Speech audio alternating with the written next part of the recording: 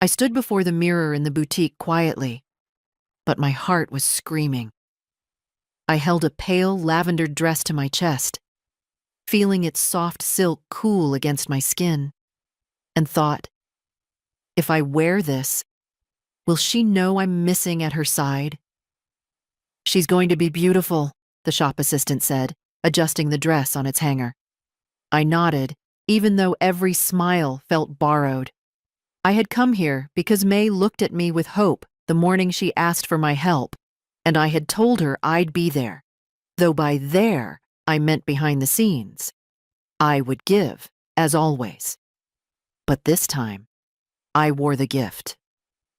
When she told me not to say I was her mother at the wedding, I almost dropped the dress on the floor. I'd never heard words nip like frost at dusk. Don't tell anyone you're my mom. She said it so softly, I thought I'd misunderstood. So quietly, but with that cold certainty. She'd already meant it. I didn't argue. I didn't cry. I asked, where should I sit then? She didn't answer, just looked away, and the dress slipped from my fingers. The shop assistant cleared her throat. It's lovely on you. I turned to the mirror. There, beyond my reflection, I remembered the little girl who used to clutch my hand, the teenager who confided every secret in my tired kitchen, the mother who'd found safety in my arms. All those layers of love, built in quiet evenings and patchwork emergency plans, had one final test ahead. The dress fit, not too tight, not too loose. I touched the neckline, smoothing it. I paid for it with the account May provided, transferred with an efficiency that felt as distant as satin on glass. Walking home, I imagined her wedding day, pastel bouquets weighed with dew, laughter echoing under the arbor, the look on her face when she walked down the aisle. Would she even want me there? Don't tell anyone. The words repeated in my mind like a harsh refrain. I reached my front door and halted. The dress hung limp in my hand now, as if it had never belonged to me. I swallowed the ache. I hadn't expected gratitude. I didn't even expect acknowledgement. But I had expected inclusion. A place, a role, a moment that said, this is your family too. Inside, May's old photographs lined the hallway, the ones she never bothers to dust. Her childhood portraits, our Christmas mornings, the day she graduated from high school. I paused in front of the black and white shot, where she hugged me so tight her face was hidden in my coat. I laid the dress on the staircase banister and said aloud, I'll be there. I just didn't know how yet. The florist called at 9:10, cheerful and precise. Mrs. Merritt, the white gardenias will arrive Friday, and the centerpieces by noon Saturday. Do you want the bride's bouquet delivered to the venue or her home? To the venue, I answered. Under whose name shall I invoice the remaining amount? I paused. Put it under Haley Carter, but charge it to the Merritt account. The line clicked as she confirmed the details. I hung up and stared at the notepad on the kitchen table. 3 names were circled: the florist, the caterer, the quartet. All of them booked by me, paid by me. I didn't mind. Not really. I had the money. Not vast wealth, but enough. Carefully saved, quietly protected, never flaunted. I had learned long ago how to stretch pennies, how to tighten a budget when my husband passed, and how to carry on when Haley was 5, and barely understood what absence meant. The wedding planning had started with urgency. Haley wanted it done within 5 months, said it fit his schedule better, said she didn't want to wait. I remember sitting across from her and nodding as she scrolled through venues and cakes and dress options. I wasn't invited into the decisions. I was only asked for the means. It was never, can you help? It was, this needs to be paid by Friday. But I said yes, because I always had. The cake alone, almond, layered with lemon mousse and sugar flowers, cost more than I spent on groceries in 3 months. The venue an estate north of town, had a chandelier in the reception hall big enough to embarrass Versailles. The quartet was flown in from Portland. Everything glittered. Everything sparkled. Except my name. At the planning meeting, I signed the contracts quietly. When the decorator asked who was handling the financial arrangements, Haley smiled and said, "We're keeping it in the family." I nodded along, even as I realized I wasn't what she meant by we. She said it with her fiancé beside her. He's a corporate lawyer, polished, charming. He called me Mrs. Merritt, even after I told him he could use my first name. I don't think he liked that my nails were short and my shoes were plain, or that I asked questions about hidden fees. He and Haley fit well, if you looked from far away. From up close, I saw the silence between them when no one else was around. But maybe that was none of my business anymore. I left the agency office early that day and walked past the river where Haley used to feed ducks. I stopped and leaned on the rail, letting the breeze lift the hem of my coat. I wondered when I had been replaced, if it happened in one moment or gradually, in small pieces. She used to call me at midnight in college, asking if Tylenol could help a migraine. She used to send me voicemail recordings of her daughter's first words. Now she sent me invoices. I bought a pale lilac clutch on the way home. It matched the dress. Inside, I would carry tissues, mints, and a check. The same things I carried to her graduation. The same posture, present but invisible. That evening, the caterer called. "Mrs. Merritt, just confirming final guest count, 102? Yes. And your seating?" "I'm not assigned a table," I said. A beat of silence. "Oh, I'll make a note." "Don't," I said softly. "Just do as instructed." Because I understood the instructions now. They didn't need a mother. They needed a patron. And I was willing to be both. For now. When Haley was 9, she asked me if other girls' mothers worked night shifts too. We were sitting on the floor, folding laundry, and she was matching socks by pattern, like it was a puzzle game. "I don't think so," she said quietly. "Ashley's mom picks her up after school every day. She brings cupcakes on Fridays." I laughed. "Well, I'm no good at cupcakes." She didn't smile. I was a nurse back then, full-time, double shifts when they needed me, which was often. Our apartment was small, clean, and quiet. Haley had her own room, and I made sure she had everything: school books, lunch money, a warm coat every winter. Her father had died in a car accident when she was 4, and from that moment, it was just us. I told myself over and over that she would understand someday, that one day she would see that I had held it all up for her. But children don't see scaffolding. They only remember what the windows looked like. At parent-teacher nights, I wore the same pressed blouse and black slacks.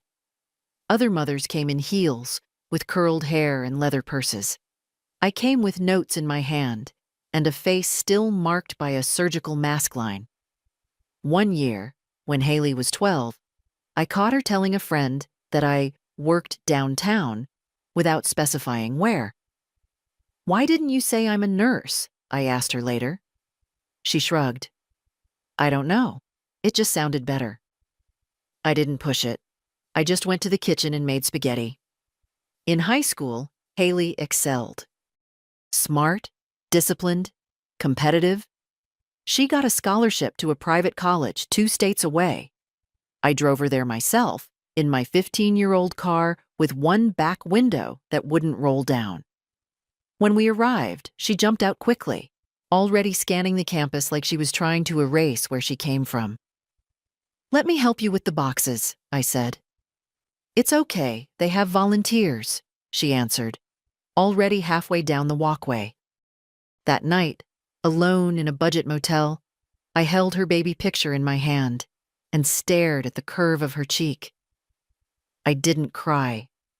I had cried enough the first year after her father died. I had no tears left for distance earned honestly. Years passed. She became someone with clean lines and soft speech, someone who read legal documents without blinking, who corrected my grammar once in front of her colleagues. But I kept showing up. I paid for her internship apartment that summer in Chicago. I paid to fix her car when she rear-ended someone on the freeway. I sent her grocery money when the firm delayed her first paycheck. She never asked with entitlement. She always said, "I'll pay you back." She never did. And I never asked. Because some debts aren't about the money. They're about belief. About saying with action, "I still believe in you," even when they begin to believe less in you. The first time I realized she was embarrassed by me, really embarrassed, was when she called to say she couldn't make it to Thanksgiving. "We're going to my fiancé's parents," she said. "They live in the city?" "More or less." I found out later they were 15 miles away. I baked pie anyway. Apple, with a touch of lemon zest, the way she liked it when she was small. No one came to eat it. After that, we spoke less. Always polite, always transactional. Her voice had a cadence reserved for phone trees and customer service. So when she asked for help with the wedding, no warmth, no preamble, I said yes. Because I'd said yes to everything. Because I thought maybe, finally, this was the thing that would bring me back into the light of her affection. I never expected gratitude, but I also never expected shame. The morning before the wedding, I stood in the bathroom curling my hair for the first time in years. I wasn't very good at it anymore. My wrist stiffened with age, and the iron never clamped quite where I aimed. But I kept at it. The dress was laid across the bed, its soft lilac folds catching the early sun. I'd steamed it carefully the night before and polished the little clasp on the matching clutch. My low-heeled shoes sat by the door. All that remained was the invitation. Only it hadn't come. I checked the mail again, just in case. Still nothing. A flyer, a utility bill, a coupon for a carpet service I didn't need. I picked up my phone, opened my email, then my texts. Nothing from Haley. No forwarded details, no reminder. Just the same string of logistical updates from the planner weeks ago, all dry and impersonal. At 9, I called the venue. I didn't say who I was, just asked for the ceremony. Start time. 3 o'clock, ma'am, the receptionist answered. Reception follows at 6. Please check in at the guest table upon arrival. Guest table. Maybe they didn't send physical invitations. Maybe everything was digital. Maybe she assumed I would just come. Or maybe she hadn't wanted to send one. I stared at my reflection. My lipstick was soft coral, subtle. I wore it the day Haley graduated college. She told me I looked neat. Not beautiful, just neat. On the counter, I'd laid out a tiny envelope with a handwritten card and a check inside. The handwriting was deliberate. I'd practiced it. To Haley and Carter. For the beginning you deserve. I didn't write love, Mom. I just signed it JM. I told myself it was to be understated. Tasteful. But if I was honest, I didn't want to give her anything that could be quoted out loud. Not if she was pretending I wasn't her mother. I made a cup of tea, but it sat cooling beside me as I wandered the house. I touched the bookshelf she helped me paint when she was 12. I opened the coat closet and saw her old rain boots, bright yellow, size 3, still lined with faded pink fleece. They made me smile, and then they made me ache. At noon, I sat on the edge of my bed in my slip, dress still untouched beside me, and stared at the silence. Was it possible to love someone so completely and still not be welcome at the most important day of their life? I told myself she was stressed, that details had slipped, that someone else had forgotten to include me. But somewhere inside, I felt the truth sitting there, calm and heavy. She had meant it when she said, "Don't tell anyone you're my mom." That wasn't about timing or etiquette. That was identity, and identity didn't get lost in the mail. I stood up and zipped myself into the dress. The fabric felt smooth, kind, like it didn't care who I was. I applied a little more powder, adjusted the pearl studs in my ears, and wrapped the soft gray shawl around my shoulders. I looked like someone's mother, just not hers, apparently. Still, I would go. Because not everything we do is for the person who's forgotten us. Sometimes, we show up to remind ourselves we're still real. The parking lot was almost full by the time I arrived. Shiny cars gleamed under the soft spring sun, lined up like guests themselves, polished, prepared, carefully chosen. My Toyota looked out of place among them, but I didn't mind. It had carried me through harder days than this. The estate grounds were picture perfect. Ivy-covered arches, stone steps, delicate signs directing guests toward the ceremony lawn. Everyone I passed was dressed just right. Sleek fabrics, expensive shoes, hair caught in elegant arrangements. I walked slower than most, letting them pass, letting them not notice me. At the top of the steps, a young woman in a headset smiled and asked, "Name, please." I hesitated. "June Merritt." She scanned her list, frowning lightly. "I don't seem to have you here. Are you with the bride or groom?" I looked past her toward the lawn, where white chairs were arranged in neat rows. "I'm the bride's family," I said quietly. She nodded, still unsure. "You can wait just off to the side for now." I stepped aside, my heart drumming a strange rhythm. Guests were laughing and greeting each other. I saw Carter in the distance, greeting someone's uncle with a firm handshake. I didn't see Haley. Then I felt a hand on my elbow. A familiar perfume reached me first, white jasmine and something citrus. Haley's scent. She was standing beside me before I could speak. "Mom," she said. Not loudly, not warmly. Just the word, like it was a problem to be solved. I smiled. "Hello, sweetheart. You look—" "We need to talk," she cut in quickly. "Come with me." She led me away from the crowd, toward a gravel path shaded by birch trees. Her heels crunched sharply on the stones. Mine moved softer, uncertain. When we were out of earshot, she stopped and turned. Her eyes scanned me, then the dress. "You wore the lilac one." "You said it suited the setting," I said. I meant it lightly. She didn't smile. "I thought you weren't coming," she said flatly. "There was no RSVP." "There was no invitation," I replied. She sighed, rubbing the space between her brows. "It wasn't personal. We tried to keep it small and— It's complicated, okay?" "Haley," I said gently, "I've paid for most of this wedding." "I know," she whispered, "and I'm grateful, truly.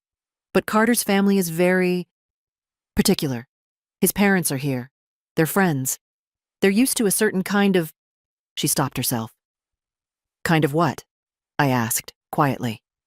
She avoided my eyes, and then she said it. "Just don't tell anyone you're my mom, okay?" I stared at her. The world slowed. The breeze that had seemed warm before now felt cold against my arms. "I'm sorry," she added quickly.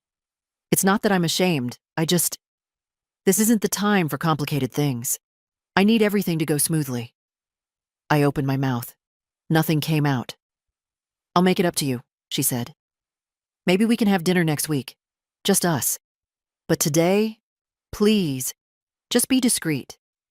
Don't correct anyone. Don't say anything." My throat burned, but I swallowed it. I looked down at my shoes. "You're asking me to be invisible," I said. "I'm asking you to be kind," she answered. "Just this once. Just this once. As if there hadn't been 100 other times." I nodded. "Of course," I said.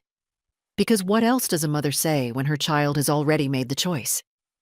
She looked relieved. "Thank you," she whispered. Then she walked back toward the others. Shoulders straight, hair perfect, face glowing. I stood there alone under the birch trees. the wind moving softly through the leaves, the sound of laughter rising behind me. In my hand, the envelope with the gift still felt warm from my palm. I didn't cry. I simply walked back the way I came, one careful step after another, like a woman who had learned how to walk through fire without leaving ashes behind. The photographer didn't mean to capture the moment. He was adjusting the lens, pacing backward toward the grove where I stood, his eye caught in the rhythm of candid shots. Guests greeting, children fidgeting, bridesmaids adjusting sashes. He hadn't seen Haley's face when she said it. He hadn't heard her whisper. But he caught the way her hand gripped my elbow, the tension in my posture, the way I looked not at her, but just past her, somewhere far behind. Click. And just like that, it was recorded. He smiled politely as he turned. "Oh, sorry, didn't mean to intrude. You two looked very connected." Haley laughed lightly, already walking away. I managed a small nod. I don't know if he sensed anything. Maybe later, as he sorted the shots, he'd notice the tilt of my body or the way her fingers pressed too tightly into my sleeve. Maybe he wouldn't. I stood still for a few more seconds, letting the weight of the conversation settle inside me like stones in a river. Then I turned and walked quietly down the side path, away from the music, the chairs, the sound of string instruments warming up. No one stopped me. No one looked twice. At the parking lot, my car was where I'd left it, dull gray among glossy chrome. I unlocked it, slid in, and sat with the door ajar, letting air wash over me. The dress had creased at the waist. I smoothed it with one hand, mechanically. My hands didn't shake. They should have, I suppose. That's what people imagine when mothers are rejected.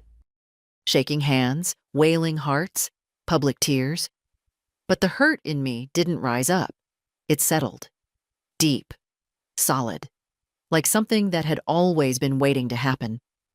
The check was still in my clutch.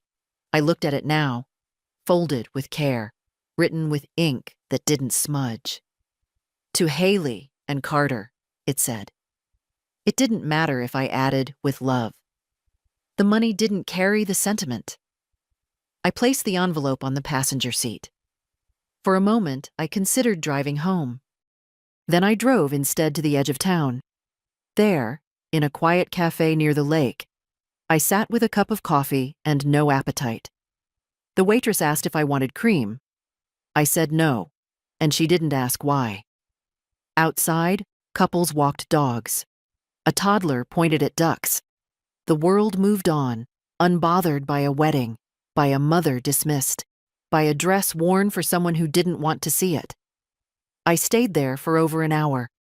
I thought of Haley's face as a child, the way she used to braid my hair for fun, how she'd crawl into my bed on stormy nights and whisper, "Don't let go." Now she said the opposite.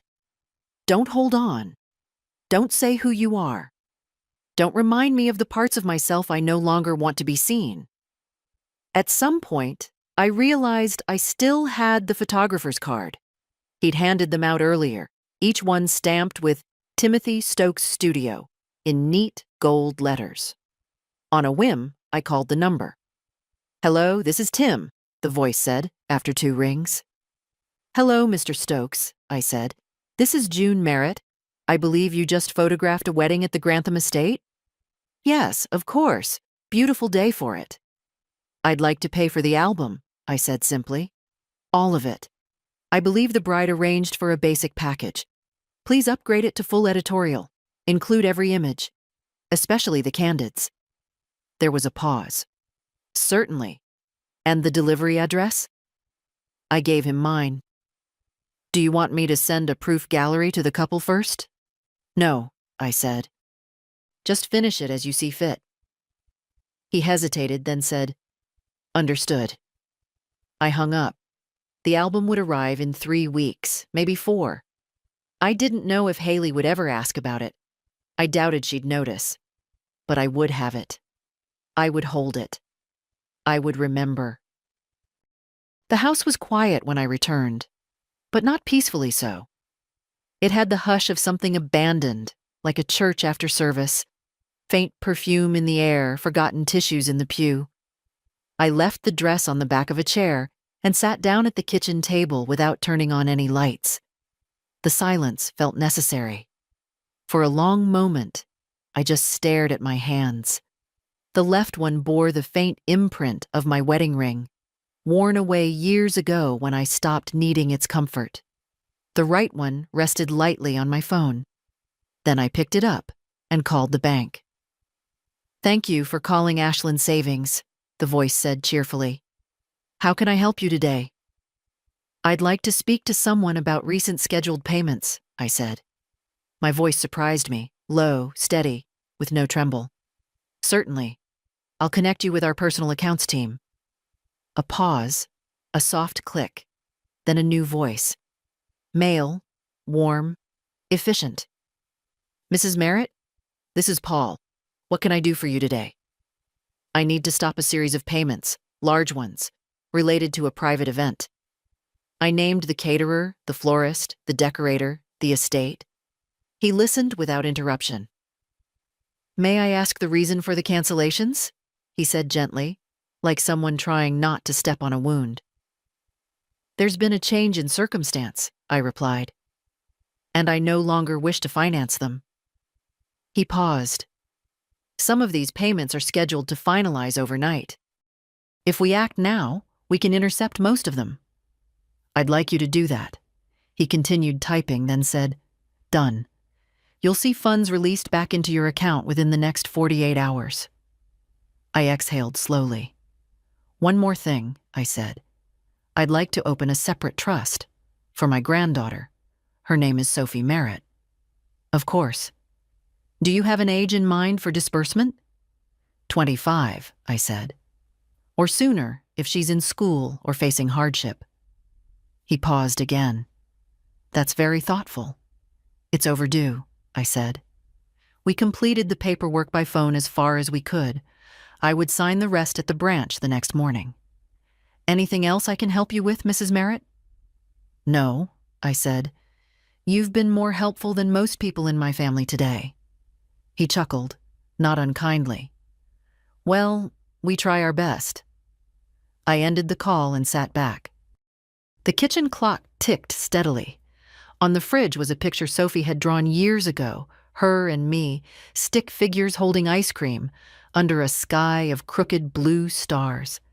Her mother never liked that drawing, said it made us look poor. I left it up anyway. I picked up the envelope from the car, the one with the wedding gift. Carefully, I opened it and removed the check. I tore it into 4 slow, precise pieces and dropped them in the wastebasket. Then I opened the freezer and pulled out a container of soup. Split pea. Haley hated it as a child. Sophie still loved it. I heated a bowl, ate it slowly. Every spoonful felt like a return to something, not bitterness, not even grief, just autonomy. I had lived so long reacting to Haley's needs that I'd forgotten how it felt to choose my own. Later, I called the event agency. A woman answered. Young voice, nervous edge. "This is Meredith from Arcadia Events." "This is June Merritt. I'm calling about the Grantham wedding." "Yes, ma'am," she said. "Everything's progressing on schedule. Is there anything you'd like to confirm?" "I'm canceling the payments," I said. Silence. Then a brittle laugh. "Sorry, what?"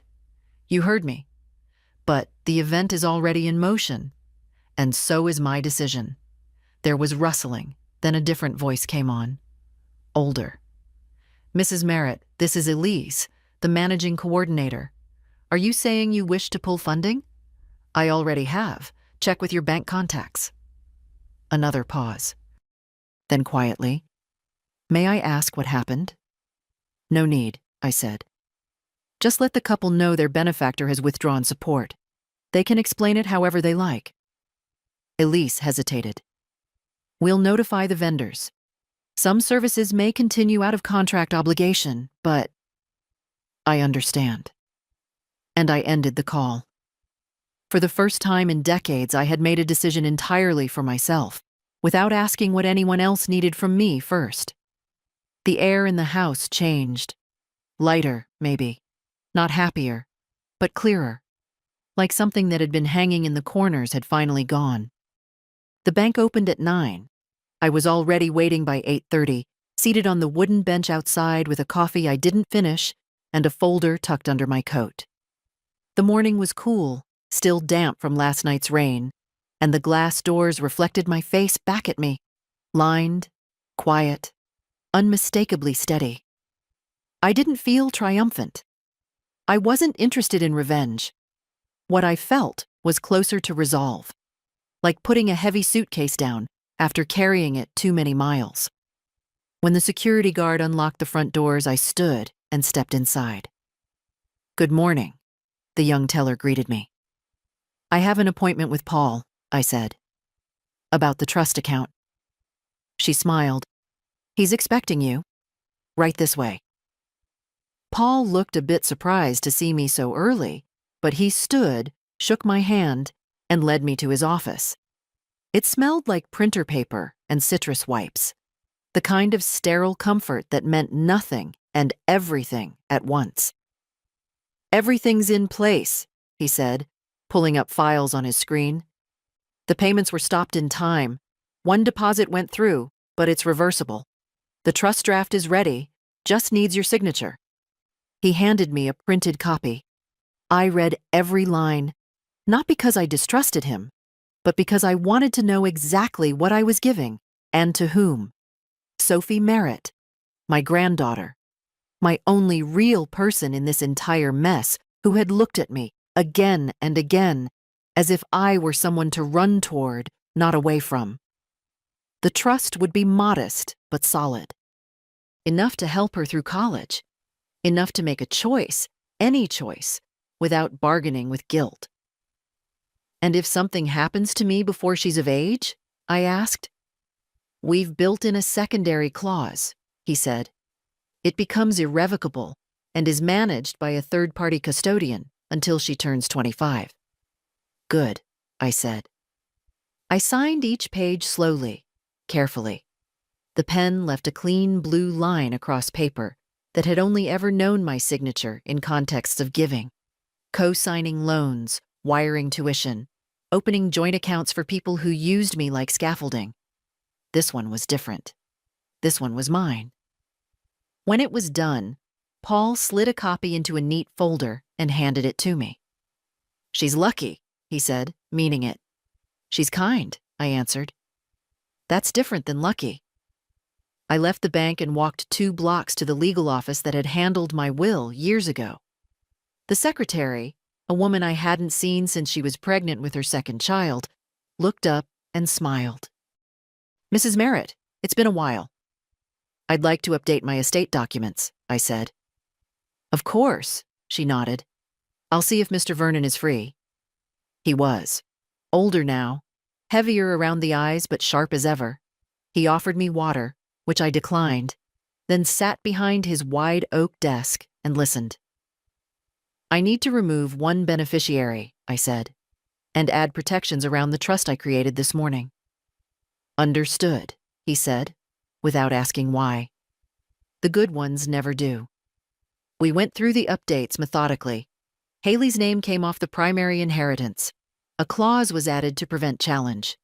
The wording was clean, not bitter, just final.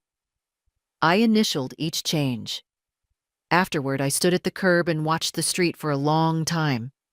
Cars passing, people moving, lives being lived. All of them detached from mine. Then I walked into a small bakery and bought myself a single lemon tart. No reason, no occasion. I hadn't had one since before Haley was born. I took it home, brewed a cup of strong tea, and sat by the window. The house was still. Not empty, just quiet in the way a place is when it's no longer stretched thin, trying to impress anyone. I pulled out the wedding program. I'd found it folded in my car door pocket after I left the venue. It listed the bridal party, the parents of the groom, a vague mention of family and friends on the bride's side. My name was nowhere. I folded it in half, then in half again. Then I slid it into the fireplace. It burned without resistance. Later, I dialed Sophie's number. She didn't answer, likely at the reception or asleep after the day's whirlwind. So I left a message. "Hi, darling. Just wanted to hear your voice. No rush to call back. I'll be home, always." I paused. "And Sophie, one day, when the time comes, you'll understand why I did things the way I did. I just hope, when you do, you'll still think of me with love." I hung up. Then I reached for the lemon tart, took a bite, and let the sharp sweetness settle on my tongue. It tasted like something I hadn't known I missed. The knock came just after 7. I hadn't expected anyone. Certainly not that night, not after everything. I was still in my house sweater, the lemon tart plate in the sink, the tea long gone cold. When I opened the door, Sophie stood there. She was still in her bridesmaid dress, dusty rose silk, creased now around the waist, a strand of hair fallen loose from her updo. She looked tired in the way young people rarely do. Real tired, soul-deep tired. But her eyes were clear. "Grandma," she said. I stepped aside without a word, and she walked in like she'd done 100 times before. She sat at the table. Same chair she always chose, the one closest to the window. She didn't touch her phone, didn't fidget, just looked at me. "I tried calling," she said. "I turned it off," I replied. She nodded, like she understood. Then, softer. "It was a mess. You probably already know." I didn't answer. She continued. "The food didn't show up. The music cut out halfway through the reception. The manager pulled Carter aside and asked for a card, said the booking wasn't finalized." Still, I said nothing. I poured her a glass of water instead and set it gently in front of her. Sophie traced the rim with one finger. Mom didn't know what to say. She told people it was a vendor mistake. Carter was furious. I looked at her. "And you?" She took a long breath. I was embarrassed. For them. There it was. I sat across from her. The lamp above us buzzed faintly. Outside, wind moved through the trees. In here, it felt like time had stopped. "She told me what she said to you," Sophie whispered. "Not directly. But I asked why you weren't sitting with us. She brushed it off. Said it was just complicated family stuff. But I saw your face, Grandma, right after she pulled you aside. I saw it." I stared at the tablecloth. Pale linen. A faint tea stain in the corner. It had been Haley's favorite when she was little. She used to trace the embroidered flowers with her fork while I told her bedtime stories at dinner. Sophie reached across the table, touched my hand lightly. "I'm so sorry." I shook my head. "You didn't do anything wrong." "Still," she said, "it wasn't right. And I don't know what's going to happen now, but I wanted to come see you. I couldn't go to bed knowing I hadn't." My fingers curled gently around hers. "I didn't cancel the payments to punish her," I said. "I need you to understand that. It wasn't anger. It was clarity. For the first time in years, I saw things plain." Sophie nodded slowly. "She's always been complicated with you. I never understood why. Because I reminded her of where she came from," I said simply. "And some people spend their whole lives trying to outgrow their beginnings, like they're shameful. But roots don't disappear just because you dress up the branches." She was quiet for a long time. Finally, she said, "They're angry, Mom and Carter. I heard them talking when they thought I was out of earshot. They feel humiliated, exposed. I imagine they do. She said you undermined her, that you embarrassed her." I looked up, meeting Sophie's eyes. "What do you think?" She didn't flinch. "I think she embarrassed herself." I wanted to cry then, not from pain, but from relief. from the quiet, steady presence of someone who saw, who had always seen, even if she didn't have the words before. I stood and opened the cupboard, pulling out the small tin of sugar cookies Sophie liked since she was little. The ones with too much powdered sugar and uneven edges. I set the tin down. She smiled. "You didn't have to come tonight," I said. "I did," she replied. "I didn't want you to think you were alone." I poured us both tea. We drank in silence. When she left, she hugged me hard. Not like a child clinging, and not like a guest saying goodbye, but like someone anchoring both of us to something solid. At the door, she paused. "Can I come tomorrow? Help you with the garden?" I smiled. "I'd like that." After she left, I stood for a long time in the hallway, listening to the quiet tick of the clock and the wind in the trees. Not lonely, just still. I turned off the porch light. Whatever happened next, I would be fine. The call came just after 9 the next morning. I was in the backyard, digging shallow rows for marigolds, the soil still cool from dawn. My gloves were dusty, my knees sore, and the phone buzzed against my hip with that stubborn insistence only family seems to summon. I didn't answer right away. I finished the row first, patted it down, then sat back on my heels before pulling off one glove and checking the screen. Haley. I let it ring out once. Then again. The third time, I picked up. "Hello." Her voice came sharp, tight, the kind of tone that's already halfway through a sentence before the greeting. "Why didn't you tell me you were pulling the funding?" I stood slowly, brushed dirt from my palms. "Good morning to you, too." "Mom," she said, lowering her voice like someone nearby might be listening. "Do you have any idea what kind of scene you caused?" "I didn't cause anything. I stopped paying for something I was asked to keep quiet about. That's not sabotage, Haley. That's silence becoming self-respect." "I trusted you," she said. "I asked you to keep things discreet. You said you would." "I did keep it discreet. You're the one who put me on the sidelines, remember?" There was a pause.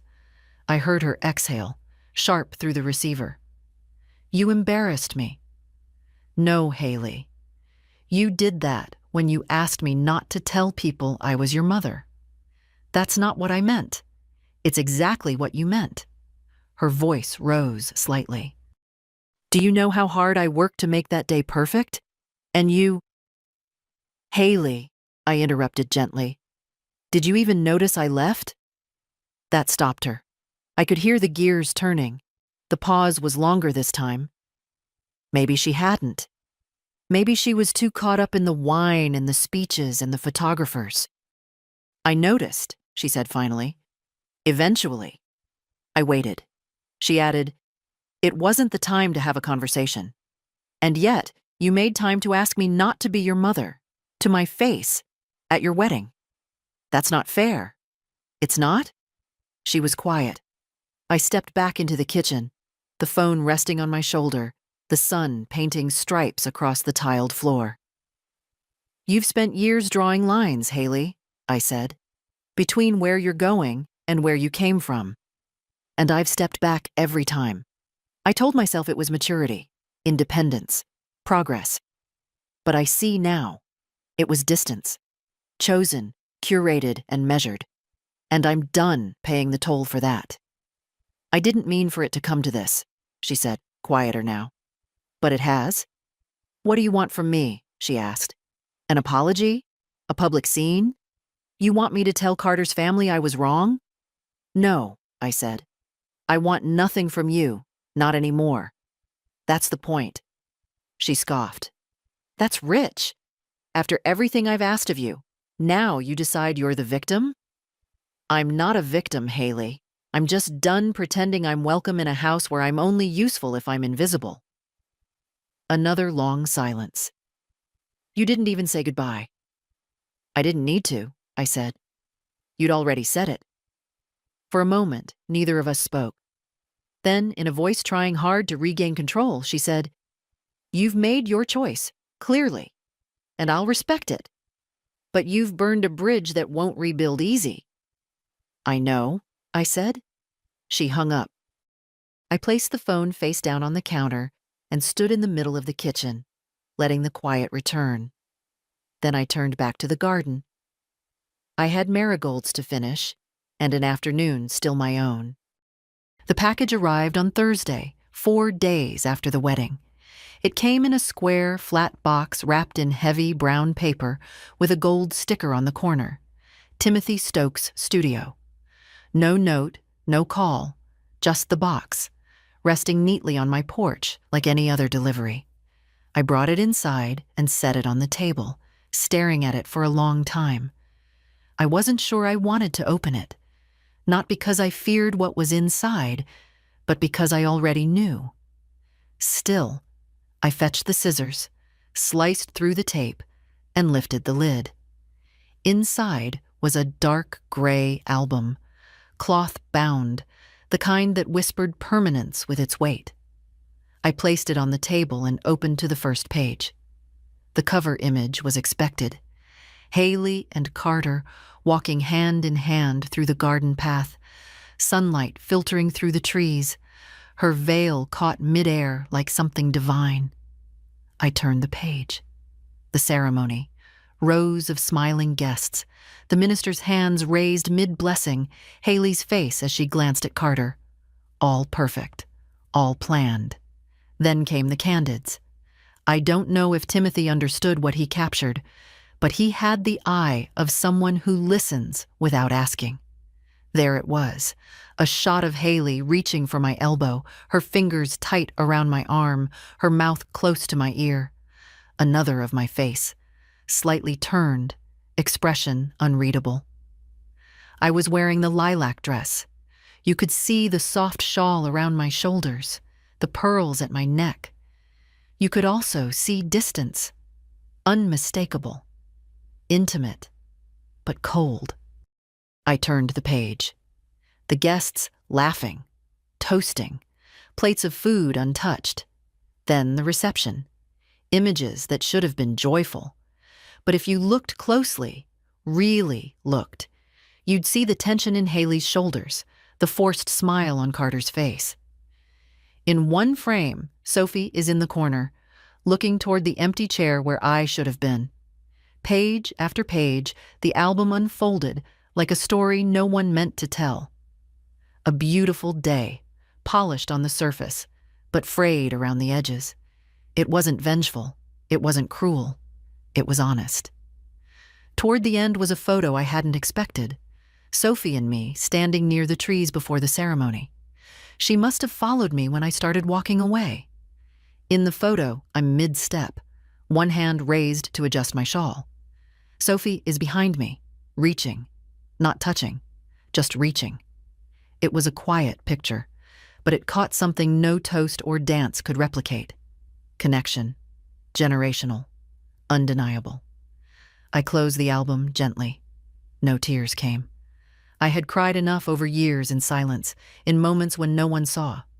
This time I just sat with it. The record, the evidence, the proof. I didn't plan to show it to Haley. I didn't plan to show it to anyone, really. But I would keep it. Not out of spite, not to relive pain, but because for once, the record showed the truth. I tucked the album back into its box, sealed it lightly, and carried it to the hallway cabinet. Not hidden, not displayed, just placed. A document, a marker. The kind of thing someone might find one day and understand more than words ever could. That evening, I made a simple dinner, grilled vegetables and rice. I watched the light fade behind the trees and let the quiet settle deep around me. I wasn't waiting for calls anymore. I wasn't checking for messages. I wasn't listening for apologies that would never come. I had my name. I had my truth. And now I had the album. Sophie came by Sunday morning, just like she said she would. She was in jeans, her hair pulled back in a loose knot, holding a paper bag with 2 still warm scones and a folded newspaper. I opened the door before she could knock.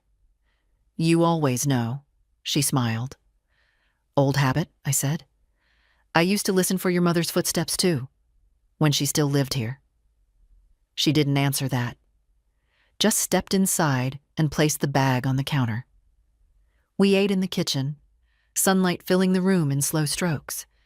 She spread butter on her scone like she'd done as a little girl, meticulously, all the way to the edges. Her quiet care in that simple act felt like balm. "I like it here," she said. "Your house feels like everything stayed in one place." "Sometimes it did," I said. "Other times it only looked that way." After breakfast, we moved to the garden. The marigolds had settled in their rows. Sophie knelt beside me and dug with her hands, not minding the soil under her nails. She asked about each plant. I told her the stories, how some had come from clippings, others from seeds given to me by neighbors long gone. She listened like none of it bored her. That was new.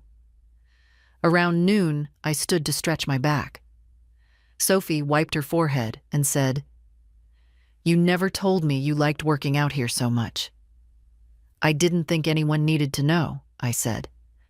"I used to come out here after double shifts at the hospital. It was the only quiet I had." She looked around. "No wonder you kept it." Later, we sat on the porch with glasses of cold tea, shoes off, our feet resting on the worn wooden steps. The air smelled of lavender and cut grass. I hadn't felt this kind of peace in years. She turned to me and asked, "Can I ask something?" "Always." "Why did you really stop the payments? I mean, not just the surface reason, not the hurt." "I know that part. But why now? After everything? Why not just walk away quietly, like always?" I thought for a moment, then answered slowly. "Because something shifted. Not just in her, but in me. For a long time, I believed love meant staying useful. That if I just kept giving, eventually it would be enough. But standing there, in that dress, being told not to call myself her mother, I realized I was part of my own erasure." Sophie didn't flinch. She just watched me. "I didn't want to punish her," I said.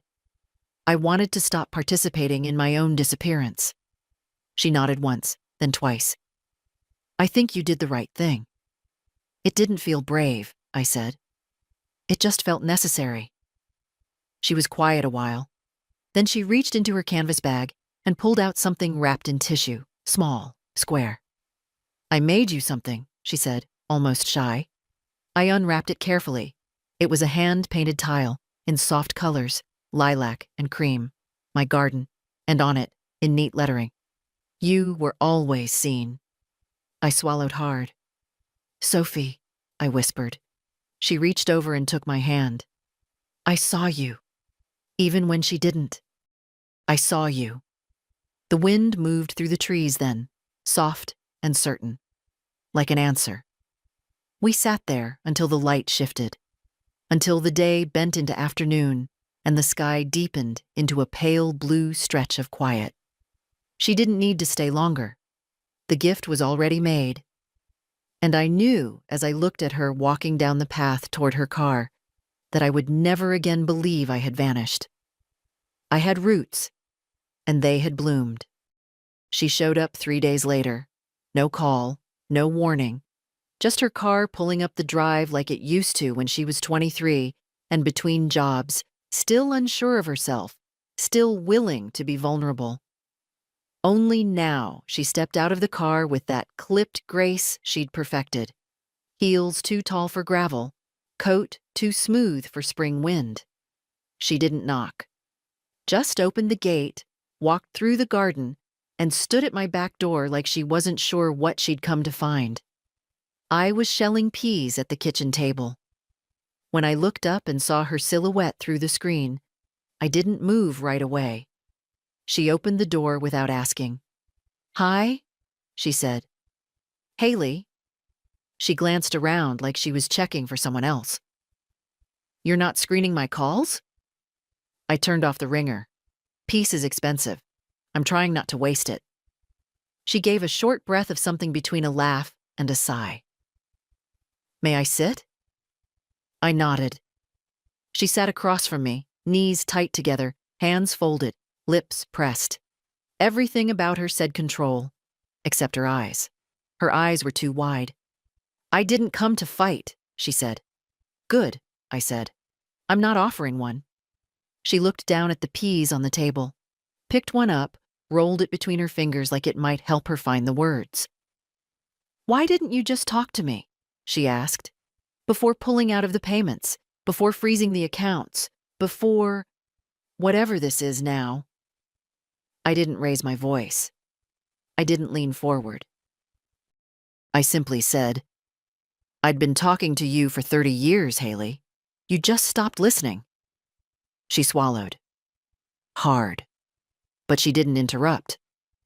You asked me to be part of something, I continued, but only in the ways that were convenient.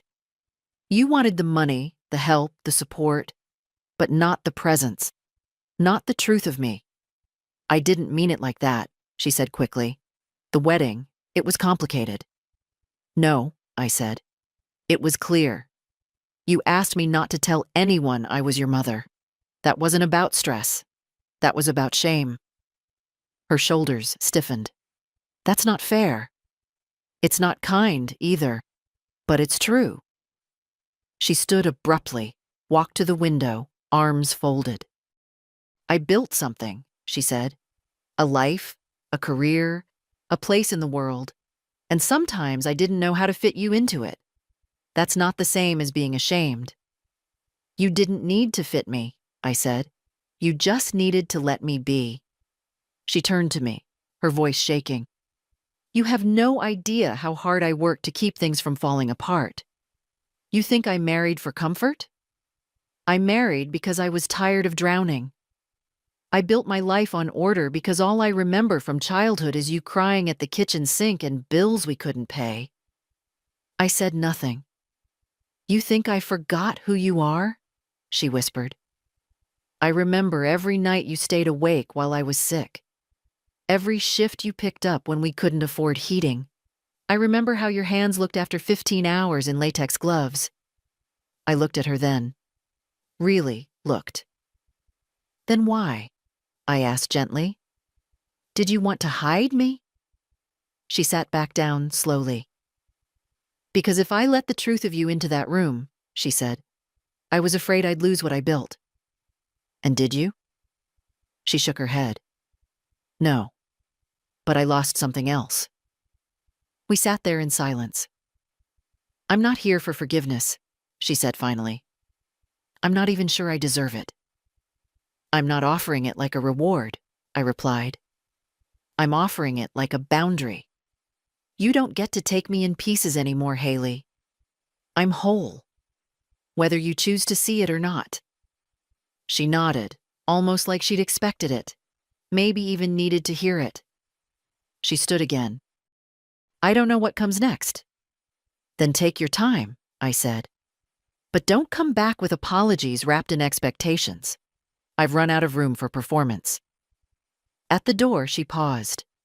Did Sophie tell you she's applying to the art program? She did, I said. She'll be fine. She told me she wants to move in with you for a while. She's welcome, I said. She always has been. Haley looked like she might cry then, but didn't. She just nodded, opened the door, and left. And this time, I didn't watch her drive away. Sophie arrived on a Tuesday with 2 suitcases and a canvas tote full of books. She parked carefully, like she didn't want to disturb the gravel. When I opened the door, she grinned in that quiet way she had, not flashy, not forced, just real. Are you sure? She asked, standing on the porch, hands curled around the strap of the tote. I was sure before you asked, I said. We carried her things inside. She chose the back bedroom, the one with the softer light, the windows that opened wide to the garden. I offered clean sheets and space in the dresser. She unpacked like someone who knew how to live gently. Neatly folded sweaters, a jar of brushes, a little wooden box of drawing pencils. That first evening, she made dinner. Pasta with olive oil, garlic, and greens she picked herself from the raised beds. She moved around my kitchen like it had always been hers. No fuss, no apology. "I like the quiet here," she said. "It listens," I replied. We ate on the porch. The sun stretched low across the yard, catching the tops of the marigolds. She told me about the portfolio she was building, showed me a few of her sketches, soft lines, bold choices. I saw myself in the structure. I saw her mother in the precision. But mostly, I saw her. That night, after she went to bed, I stood outside her door and listened. No crying, no phone calls, just the sound of pages turning. The next morning, she joined me in the garden. I gave her gloves that didn't quite fit, and a trowel with a cracked handle. She didn't complain, just knelt in the dirt and asked what needed pruning. "Start with what's dead," I said. "Then what's crowding the others?" She smiled. "There's a metaphor in there somewhere." I didn't answer. I didn't need to. Days passed in a rhythm I hadn't known I missed. We shopped together. Simple groceries, fresh eggs, a new bag of soil. We folded laundry while a radio played old songs. We talked sometimes, but not always. The silence between us was never heavy.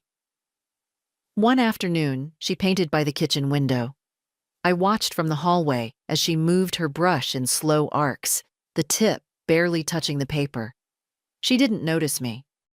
Later, she left the painting on my chair, a soft image of the back garden, shadows falling just so, light captured like breath.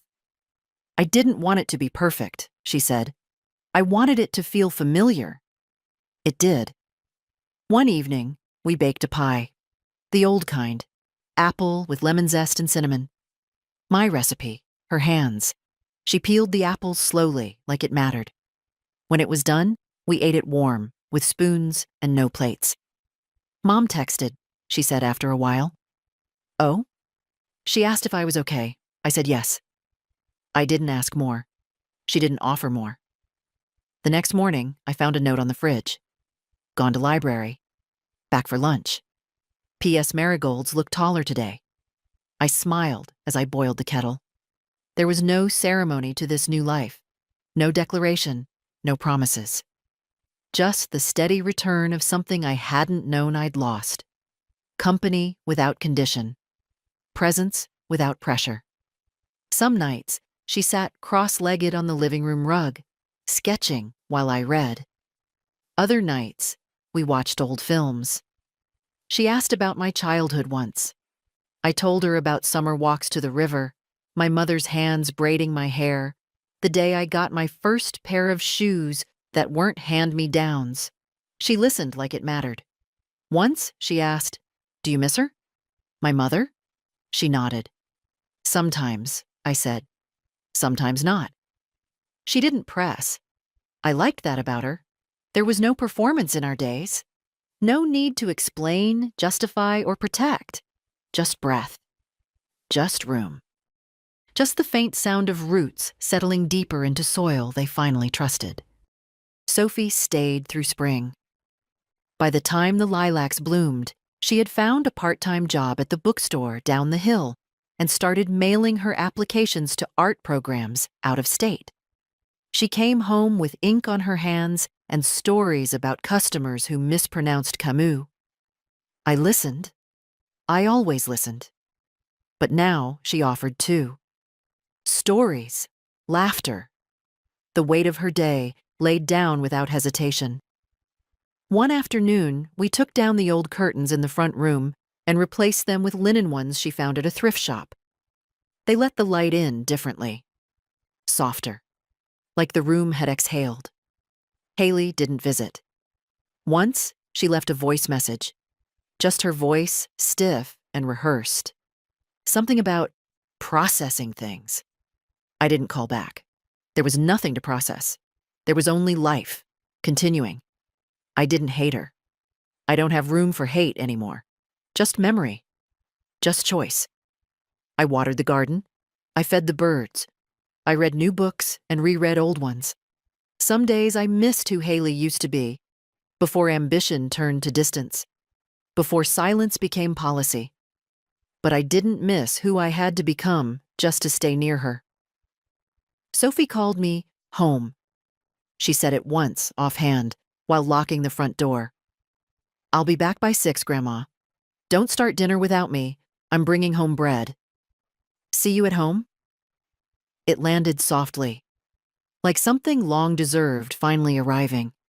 I had never asked to be anyone's home, but when it came freely, it felt like light on skin that had gone too long without sun. One morning, I pulled out a notebook. Just an ordinary spiral one. I began writing. Not letters, not confessions, just pages. Fragments, memories, recipes, truths. I didn't write for Haley, I wrote for Sophie, or someone like her. A woman who might one day forget that she comes from someone strong, someone who endured not for glory, but for love. Quiet, constant love. In the last pages, I wrote this. You don't need to be what they expect. You don't need to shrink to keep the peace. Speak clearly. Walk softly if you like, but never erase your own name to fit in someone else's picture. Love, yes, but love with your whole self, not just the parts they applaud. And when you feel forgotten, come home, to the earth, to the work of your own hands, to a kitchen that smells like something sweet. You are not invisible, not ever. Sophie read it, quietly. She didn't cry. She just hugged me and said, "This is what I'll keep." I nodded. That evening, we sat outside with tea. The sun dipped low, and the garden was loud with bees. I thought of everything I'd held inside for so many years. The silence I'd called grace. The effort I'd mistaken for love. The patience that had nearly undone me. And I thought of now. Of Sophie's bare feet in the grass. Of my own voice, steady and unafraid. Of the album in the cabinet. The tile on the wall. Of marigolds blooming despite the frost. You don't need a crowd to know you exist. You don't need applause to be whole. You just need someone to see you and to see yourself when they can't. And if you've read this far, maybe it's time you wrote your own ending, or your own beginning. Quietly, yes, but fully. No permission needed.